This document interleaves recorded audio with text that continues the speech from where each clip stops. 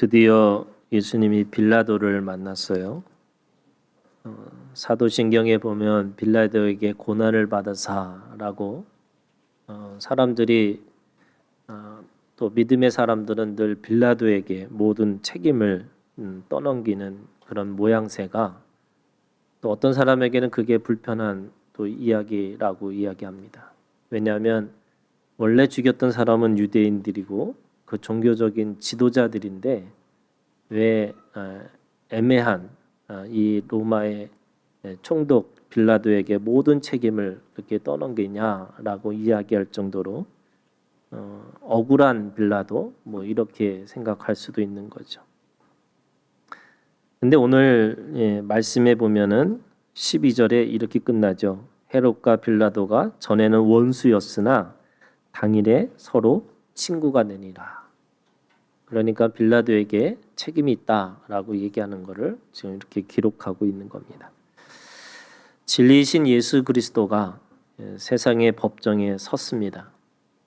그전에는 종교 지도자들의 이런 판단이었다면 오늘 이 말씀은 세상의 법정, 이 빌라도 앞에 서 있는 예수님을 이야기하고 있습니다. 23장 1절에 무리가 다 일어나 예수를 빌라도에게 끌고 가서 이렇게 이야기하고 있습니다. 이 무리들이라고 하는 것은 소위 종교 지도자들, 그 당시에 이 종교의 권력을 가지고 있는 사람들을 이야기하고 있는 거죠. 그 무리들이 어떻게 보면 무리하게 예수님을 죽이려고 하는 이유는 딱 한 가지인 거죠. 예수님이 종교적인 이익과 유익에 도움을 주지 않는다라고 생각했기 때문에 그런 겁니다. 그들은 엄밀히 따지면 종교 권력자들이면서 동시에 종교의 비즈니스를 가지고 있는 종교 비즈니스적인 사람들입니다. 그 이익과 유익이라고 하는 것이 있습니다. 이익이라고 하는 것은 물질적인 도움이 되느냐 안 되느냐 이 관점에서 보는 거예요. 유익이라고 하는 것은 물질을 넘어서 뭔가 어떤 도움이 되느냐, 물질을 넘어서 있는, 예를 들면 감정적인 지지를 해주느냐, 뭐 이런 것에 대한 이야기를 하고 있는 겁니다. 두 가지 의미에서 그들은 예수님은 종교적 이익도 안 되고 종교적인 유익도 안 된다라고 생각해서 그 예수님을 십자가에 못 박은 거죠. 그들이 가지고 있는 종교적 이익, 이 종교 비즈니스적인 입장에서 보면은 예수님은 진리이시고 생명이시고 그리고 사랑이라고 이야기하고 있습니다. 진리가 돈이 되느냐, 생명이 돈이 되느냐, 사랑이 돈이 되느냐, 그걸 따지고 보면은 경제적인 이익 구조 속에서 예수님은 아무런 도움이 되지 않는다라고 얘기하고 있는 겁니다. 그렇게 보면 예수님은 돈이 안 되는 분인 거예요. 그래서 예수님이 이 시험을 받을 때에 그 돌을 가지고 떡을 만들라라고 하실 때 예수님이 말씀하셨죠. 사람이 떡으로만 살 것이 아니요 하나님의 입에서부터 나오는 말씀을 가지고 사는 거다 이렇게 얘기하고 있습니다. 그런데 그 본문을 잘 들여다보면 말씀으로 사는 거냐라는 게 아니라 말씀 때문에 그들이 만나라고 하는 물질적인 하나님이 주시는 도움을 받고 살았다 이걸 얘기하고 있는 겁니다. 그런데 사람들은 어디에 관심이 있냐면 말씀을 통해서 만나가 나오는 건데 만나에만 관심이 있다는 거예요. 그럼 이 종교적인 지도자들도 당장에 이익이 되느냐 안 되느냐, 말씀이 왜 필요하고 진리가 왜 필요하고 생명이 왜 필요할까라고 하는 거에 관심이 없고 오로지 자신의 가지고 있는 앞에 있는 문제, 내게 도움이 될까 안 될까 이거 생각하고 있는 거죠. 종교적인 유익 이걸 따지고 보면 내 삶의 의미를 부여해지고 또 내가 가지고 있는 안식을 쉼을 줘야 되는 이 종교적인 기능이라고 하는 거라고 생각한다면 예수 믿는 게 그렇게 호락호락하지 않습니다. 처음에는 예수님을 믿을 때 제자들에게도 똑같이 얘기하셨죠. 사람을 낚는 어부가 될 것이다. 그러고 나서 사람들이 예수님을 쫓아갔어요. 제자들이 쫓아간 겁니다. 그런데 한 중간쯤 돼서 예수님이 말씀하셨죠. 나 죽으러 왔다. 그리고 너희들도 똑같이 죽어야 된다. 처음부터 죽어야 된다라고 하면 안 쫓아올까 봐 아마도 예수님은 사람을 낚는 어부라고 하는 것에 대한 유익을 주신 거겠죠. 그런데 유익으로만 끝나는 게 아니라 그 유익을 넘어서 손해를 보는 삶으로 살아야 된다 이렇게 얘기하고 있는 거고, 그 손해라는 건 뭐냐? 자기 생명까지 내어주는 그 사랑을 하고 살라 이렇게 말씀하고 있는 겁니다. 그러니까 그들의 입장에서 보면 종교적 이익과 종교적인 유익을 따지고 보면 예수 믿는 게 쉽지 않은 거죠. 아니 오히려 그들에게는, 이 종교 권력자들에게는 예수님이 너무나 거치장스럽고 너무나 그들에게 도움이 되지 않는 예수님이셨던 겁니다. 그런 의미에서 이 지도자라고 하는 이 종교 지도자들의 무리들이 예수님을 끌고 세상의 법정으로 끌고 갑니다. 그럼 빌라도의 관심은 뭘까요? 여러분 오늘 말씀에 보면 이 빌라도의 관심은 세속적인 비즈니스라고 하는 그들이 가지고 있는 종교적인 그런 관점뿐만 아니라 어떤 세속적인 비즈니스 쪽에 관심이 있는 거죠. 그의 관심은 시저에게 있습니다. 황제에게 있는 거죠. 그래서 그가 하는 모든 말과 모든 행동과 모든 것들은 다 황제의 논리 가운데 있는 겁니다. 그가 관심하는 것은 법의 통치인 거죠. 법을 지켰느냐, 법 가운데 있느냐, 이거를 따지는 겁니다. 종교에 관심이 있는 게 아니고 그 로마의 황제의 법의 가운데 살고 있느냐 아니냐, 이거에 관심이 있는 거죠.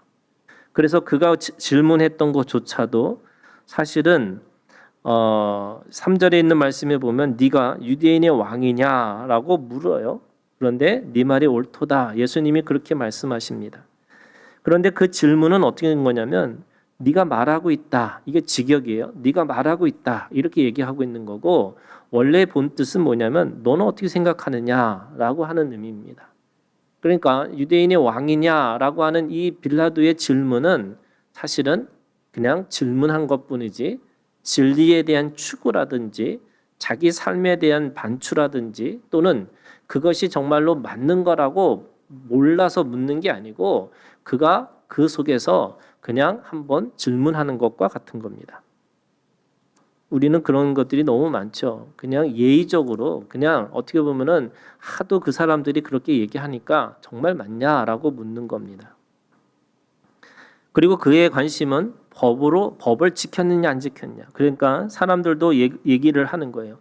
그거를 알기 때문에 종교적인 지도자들은 예수님을 뭐라고 그러냐면 이 사람이 세금을 바치는 것을 금했다 이렇게 얘기합니다. 무슨 말이에요? 실정법을 어겼다 이렇게 얘기하는 거예요.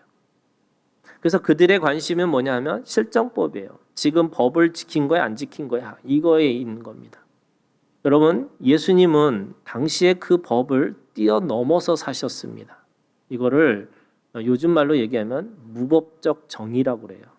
무법적 정의라는 게 뭐냐면 하나님은요 이 모든 것을 뛰어넘어서 이 시대와 이 세대를 뛰어넘어서 진리와 생명과 사랑이라는 것을 이루시기 위해서 어떤 때는 이 법을 넘어서 있을 수 있다 이렇게 말씀하고 있는 겁니다.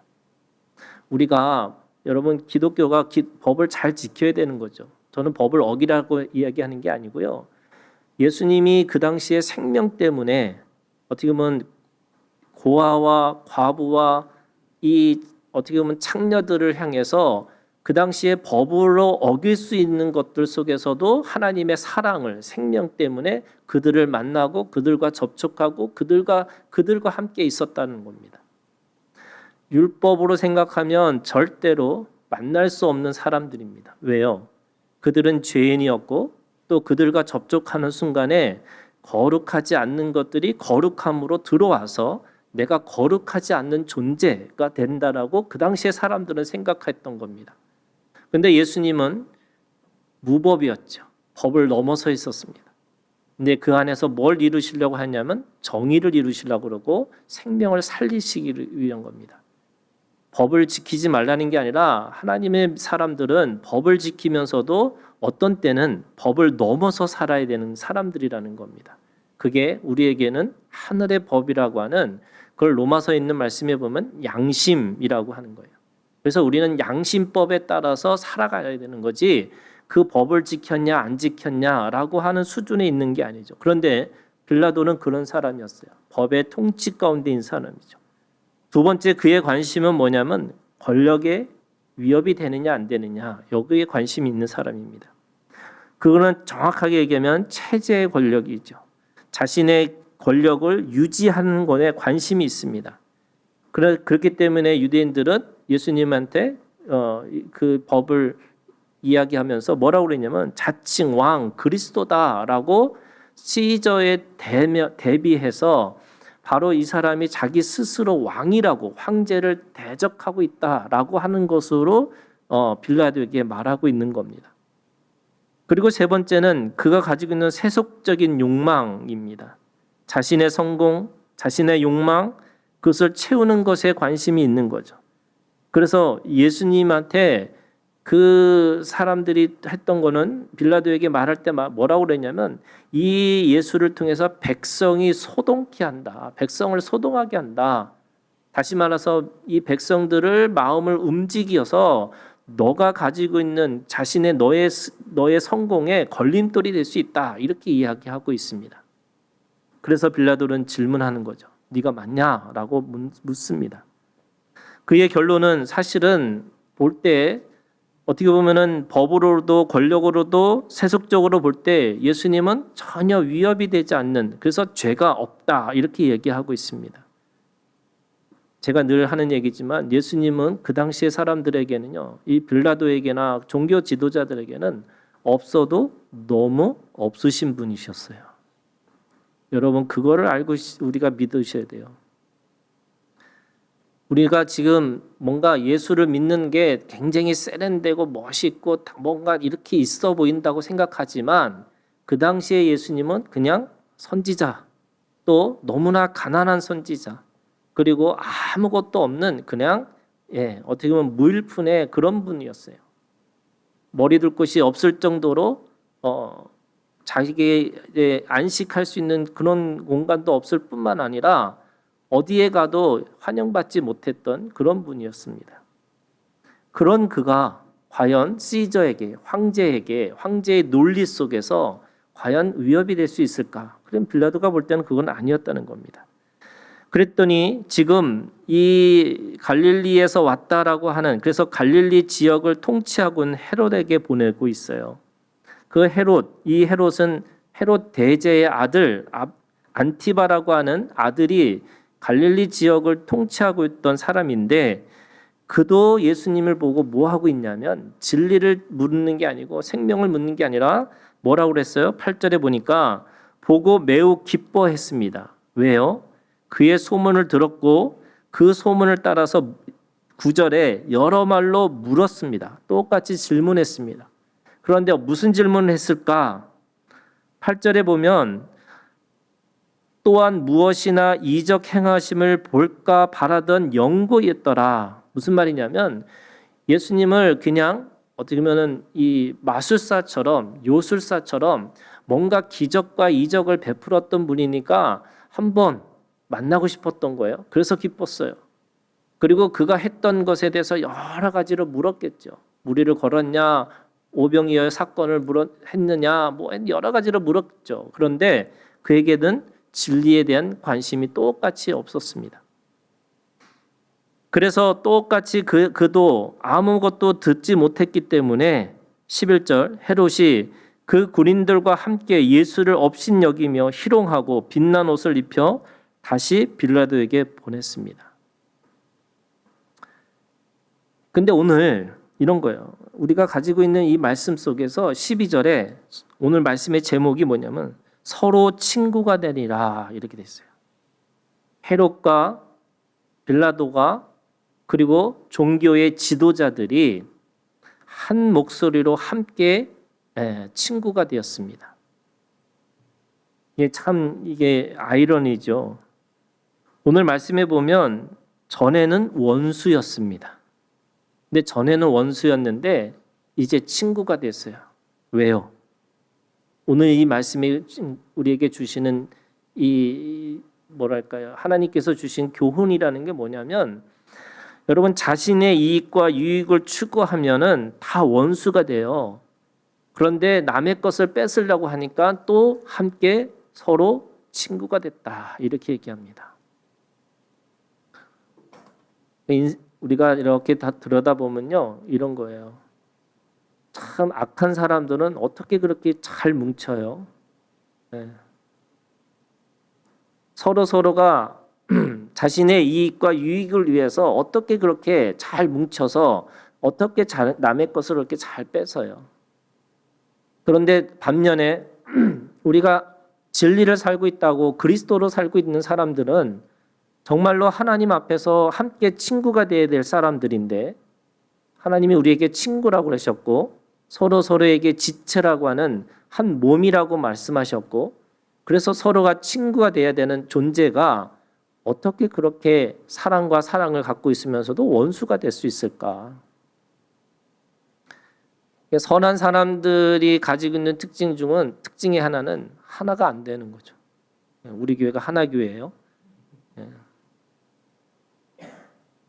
어떻게 보면은 하나가 되고 서로 친구가 되는 관계는 오히려 깨지고 오히려 자기네들끼리 원수처럼 했던 사람들이 진리를 대적하기 위해서 그리고 자신의 가지고 있는 이익과 유익을 위해서 그렇게 하나가 되어지는 그 모습을 그대로 예수님을 죽이는 이 사건 속에서 보여주고 있는 겁니다.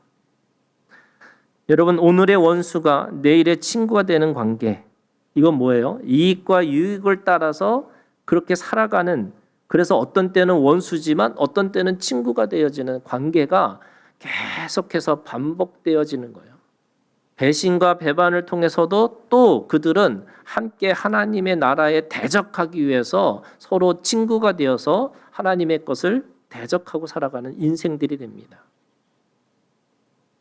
저는 오늘 이 말씀을 보면서 이 원수가 친구가 돼서 진리를 대적하는 것처럼 오늘 우리가 진리를 위해서 함께 서로 친구가 되는 것으로 우리에게 말씀하고 있는 거고요. 저는 오늘 우리의 이 말씀의 주제가 의리예요. 여러분 믿음 안에서 의리가 있기를 주님의 이름으로 축원합니다. 의리 있으셔야 돼요. 근데 믿음의 사람들이 왜 이렇게 의리도 없어요? 의리보다 더 나은 게 뭐냐면 신의예요, 여러분. 여러분 신의가 있게 살아가야 돼요. 정말 누가 뭐라고 해도 우리가 그 진리를 위해서 우리는 어떻게 보면 연약한 존재고 정말 아무것도 없는 존재지만 하나님은 우리를 통해서 하나님의 나라, 교회를 통해서 서로의 관계를 통해서 하나님의 나라를 보여주고 살라고 하셨어요. 여러분 그거 하기 위해서 어떻게 하냐? 서로에게 여러분 친구가 되어 주셔야 돼요. 아니 원수도 친구가 되는데 원수끼리도 뭔가 자기 유익과 이익을 위해서 친구가 되어주는데 여러분 하나님의 나라를 위해서도 우리가 서로 의리와 신의를 지키면서 서로 친구가 되어주라고 말씀하고 있는 거예요. 그 말씀이 오늘 우리가 읽은 전도서 4장에 있는 말씀이에요. 신의가 뭐냐? 의리가 뭐냐? 이 말씀 속에서 우리에게 가르치고 있습니다. 여러분 의리라고 하는 건 사람이 지켜야 할 관계 기준이에요. 우리가 서로가 그 기준대로 의리를 지키고 사는 거예요. 서로 간에 그런 존중하고 살아가는 모습이에요. 신의는 좀 더 공적인 의미가 있다고 합니다. 그래서 내가 온전히 내가 의리로 개인적인 의리에서 이제는 신의를 지키고 살아가는 모습이 되어야 되는데 여러분 이거를 뭐라고 그러냐면 여러분 편 만들기를 해야 되는 거예요. 우리는 맨날 교회에서 그런 얘기 하잖아요. 편 만들지 말라고. 그래서 서로 편끼리 싸우지 말라고. 뭐 이렇게 얘기해요. 근데 저는 그거 반대 여러분. 여러분 편 만들고 사셔야 돼요. 그런데 어떤 편을 만들어요? 자신의 이익과 자신의 유익을 위한 원수들끼리 그 자신의 것을 뺏으려고 하는, 남의 것을 뺏으려는 편을 만드는 게 아니고 하나님의 나라를 위해서, 공의와 진리를 위해서 여러분 편을 만드셔야 돼요. 왜 선한 사람과 싸울까요? 왜 서로 사랑한다고 하면서 싸울까요? 그게 뭐냐면 여러분 편 만들기를 하지 못하는 거예요. 7절부터 이 4장 7절부터 제가 원래 읽는 이 말씀은 1절부터 시작하는 거지만 오늘 제가 7절부터 읽은 이 말씀은 이 7절부터 이 말씀에 7절 8절에 뭐라고 그러냐면 어떤 사람들이 있냐면 편을 만들지 못하는 사람들의 모습이에요. 8절 어떤 사람은 아들도 없어요. 형제도 없어요. 홀로 있다. 이렇게 얘기하고 있습니다. 근데 여러분 이걸 육적으로 읽으면 형제도 없고 이 아들도 없는 사람, 너무 외로운 사람 이렇게 생각할 수 있는데 여러분 전도서는 하나님을 경외하는 하나님의 지식을 얘기하는 거예요. 거기에 하나님 예를 들면 거기에 뭐 구원이라는 얘기도 없고 은혜도 없어요. 그런데 거기에 뭐가 있냐면 영적인 이해가 있는 거예요. 오늘 말씀해 보면 형제도 없고 이 아들도 없다는 건 뭐냐면 영적으로 얘기하면 자기가 가지고 있는 제자도 없고요. 이 생명의 관계도 없는 그냥 홀로 있다라고 생각하는 사람들에 대해서 이야기를 하고 있어요. 근데 그 사람이 가지고 있는 어떻게 보면 세 가지, 이 사람들이 가지고 있는 것 속에서 수고에는 끝이 없고 부여에 만족이 없고 행복이 없다 이렇게 얘기하고 있습니다. 영적으로 내가 편을 만들지 못하는 사람들이 가지고 있는 이 한계, 인생의 한계가 뭐냐면 수고의 끝이 없어요. 수고의 끝이 없다는 말은 내가 수고한 것에 대한 결실이 아무것도 없다는 거예요. 거기에 부요, 내가 아무리 많은 것을 가지고 있어도 내가 그 안에서 만족함이 없어요. 왜요? 나눌 수 있는 사람이 없기 때문에 그런 거예요. 그렇기 때문에 불행하다는 거예요. 불행한 노고라고 8절의 끝에 이렇게 읽었습니다. 그 사람을 불행한 노고로다. 아니 악한 사람들도 서로 친구가 되는데 우리가 하나님의 나라와 하나님의 것을 함께 만들어가는 사람이라고 한다면 이 불행한 노고로 살아가는 인생이 되면 안 되는 거죠. 하나님은 우리에게 행복한 수고와 행복한 그 열매를 맺고 살라고 말씀하세요. 그래서 오늘 그 9절부터 그러면 적어도 우리가 하나님의 나라에서 어떻게 살 것인가 라고 하는 그 관계에 대한 이야기를 하고 계세요. 두 사람이 9절 한 사람보다 나음은 그들이 수고함으로 좋은 상을 얻을 것입니다. 수고의 상이 있다는 거예요. 여러분 우리가 하나님이 우리에게 이 육신을 주셨어요. 그리고 이 육신은 언젠가는 이 후퇴할 수밖에 없고 쇠할 수밖에 없어요. 그러나 오늘 우리에게 이 속사람이 날로 강해지고 날마다 내가 하나님 앞에 새로워지는 그 비법이 뭘까라고 생각하면 그게 교회예요. 근데 교회라는 게 그냥 여러분 보이는 교회가 아니라 그게 두세 사람이 예수의 이름으로 모인 거예요. 그래서 그 두세 사람의 이름이 모인 곳에 교회가 있고 그 교회 안에 우리가 땀 흘리고 피 흘리고 내가 눈물 흘렸던 그 모두의 수고의 상이 그 공동체에 남을 수 있다는 거예요. 여러분 이 삶을 사시기를 주님의 이름으로 축원합니다. 우리가 육신의 자녀들이 있어요. 그런데 하나님은 육신의 자녀로 끝나는 게 아니라는 거예요. 영적인 자녀를 낳으라는 거예요. 생육하고 번성하라고 하는 창세기 1장에 있는 말씀에 이제는 오늘 우리가 주님 안에서 마태복음 28장에 가서 제자 삼으라고 말씀하세요. 가서 제자 삼으라고 하는 그 말씀이 뭐냐면 오늘 우리의 수고가 여러분 상이 되셔야 돼요. 하나님이 주실 큰 상급이 되셔야 되는 거예요. 그런데 내가 애쓰고 노력했는데 아무것도 없어요. 그게 뭐예요? 홀로 있는 자라. 두 번째 10절에 이렇게 하고 있어요. 10절에 혹시 그들이 넘어지면 하나가 그 동물을 붙들어 일으키느니와 홀로 있어 넘어지고 붙들어 일으킬 자가 없는 자에게는 화가 있으리라.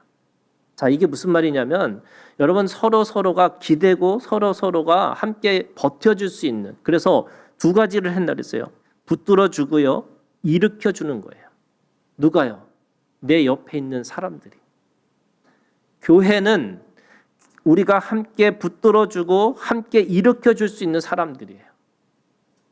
여러분, 제가 제일 안타까운 얘기 중에 하나가 뭐냐면 망했더니 교회를 다닐 수 없다라는 말이에요. 여러분, 망할수록 교회에 나오셔야 돼요. 아멘 하세요. 힘들고 어려울 때일수록 교회에 나오셔야 돼요. 누가 붙들어주고 누가 일으켜줘요? 여러분, 옆에 있는 지체들, 옆에 있는 사람들, 옆에 있는 친구들이 붙들어주고 일으켜주는 거예요. 우리는 자기가 혼자서 깨닫고 혼자서 뭘 할 수 있다. 아니, 못한다는 거예요. 그게 지금 10절에 넘어진 그 동물을 붙들어 일으키고 홀로 있어 넘어지고 붙들어 있는 사람에게 화가 있다. 그 화가 뭐예요? 붙들어 줄 사람이 없는 거고 넘어질 때 계속 넘어질 수밖에 없는 거예요. 의인은 일어난다는 거잖아요, 여러분. 악인이 누구예요? 누워 있는 자예요.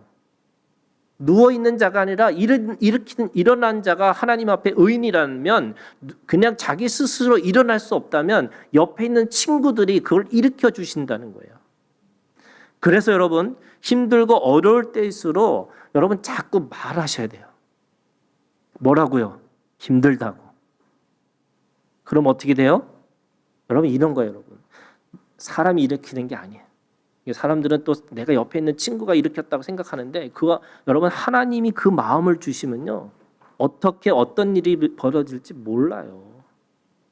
그게 오늘 이 11절에 또 이렇게 있어요. 또 두 사람이 함께 누우면 따뜻하거니와 한 사람이면 어찌 따뜻하랴. 여러분, 교회 와야지 따뜻해지는 거예요. 세상은 춥고 세상은 비정하고 세상에 대해서는 늘 논리로 뭔가 이겨야 된다고 생각하는데 여러분, 교회는 그냥 아무 생각 없이 살아도 따뜻해지는 거예요. 생각 없이 사시기를 주님의 이름으로 축원합니다. 오죽하면 세상의 사람들이요, 멍 때리기 대회를 하잖아요. 여러분, 멍 때리기 대회를 왜 할까요? 사람들이 머리가 막 맨날 활성화됐다 보니까 뭔가를 내가 뭐 해야지만 내 존재감이 생기고 내가 머리를 써야지만 내가 살 수 있다고 생각해요. 그러니까 원수도 친구처럼 사귀고 막 사귀는데 여러분, 진짜 친구일까요? 아니에요. 진짜 친구 아니에요. 언젠가는 내일은 원수가 될 수 있어요. 그런데 여러분, 진짜는 뭐냐? 여러분, 생각 없이 가도 그냥 그 안에서 살아갈 수 있는 공동체가 있어야 돼요. 교회가 어떻게 보면 그런 것이 돼야 된다고 저는 믿습니다. 여러분, 그 믿음으로 우리가 교회를 만들어 가요. 그래서 여러분, 생각 없이 사는 곳이 교회였으면 좋겠어요.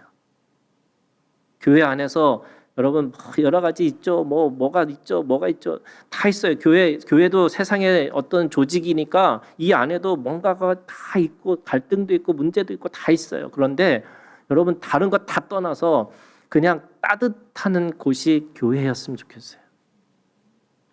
아무것도 없어도, 아무 힘도 없어도 그냥 교회 오면 따뜻하다. 제가 늘 제 눈이 사람 그런 거잖아요. 이 촉촉함이 떨어지니까.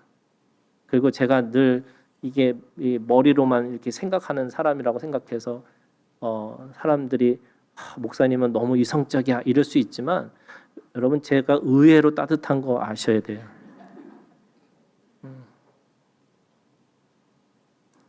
머물게 하고 아무 생각 없이 있게 하고, 그래서 교회가 그냥 모든 사람들에게 따뜻함으로 느껴져야 돼요. 그러면 이게 어떤 거냐?